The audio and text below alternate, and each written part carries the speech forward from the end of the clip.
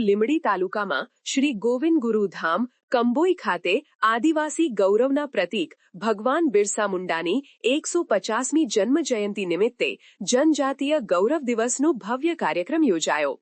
ભારતના માનનીય પ્રધાનમંત્રી નરેન્દ્રભાઈ મોદીએ લાઈવ વિડિયો સંબોધન દ્વારા ભગવાન બિરસા મુંડાના શૌર્ય અને આદર્શોને યાદ કરી સમાજને પ્રેરક સંદેશ આપ્યો।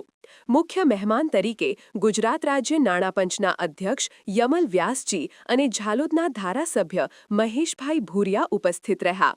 બંને મહેમાનોએ આદિવાસી સમાજના વિકાસ માટે સરકારની પ્રતિબદ્ધતા વ્યક્ત કરી તથા ભગવાન બિરસા મુંડાના જીવન મૂલ્યોને અનુસરવાની અપીલ કરી।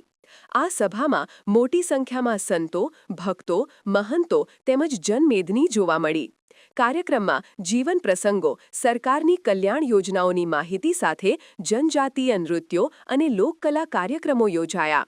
અંતે મહેમાનો અને ઉપસ્થિતોએ ભગવાન બિરસા મુંડાને વંદના અર્પણ કરી તેમની આદર્શ ગાથાને આગળ વધારવાનો સંકલ્પ વ્યક્ત કર્યો। સાથે સાથે વૃક્ષારોપણ કરી કાર્યક્રમ પૂર્ણ કરવામાં આવ્યો। ભગવાન બિરસા મુંડાની 150મી જન્મ જયંતિ નિમિત્તે જનજાતીય ગૌરવ દિવસના કાર્યક્રમમાં અહીંયા ગોવિંદ ગુરુ ધામમાં મને ઉપસ્થિત રહેવાનું સદભાગ્ય પ્રાપ્ત થયું। ખૂબ મોટી સંખ્યામાં જનજાતીય સમાજના લોકો સાથે મળવાનું થયું। બધાને જોઈને આદરણીય શ્રી પ્રધાનમંત્રીને સાંભળવાનો જોવાનો પણ મોકો મળ્યો અને આજે જે પ્રકારે આ કાર્યક્રમનું આયોજન કરવામાં આવ્યું છે મને ખૂબ આનંદ થયો છે કે હું અહીંયા ઉપસ્થિત રહ્યો અને ખૂબ સારી રીતે આયોજન કરવા માટે ધારાસભ્ય શ્રી મહેશભાઈ અને સરકારના અધિકારીઓનો હું ખૂબ ખૂબ અભિનંદન કરું।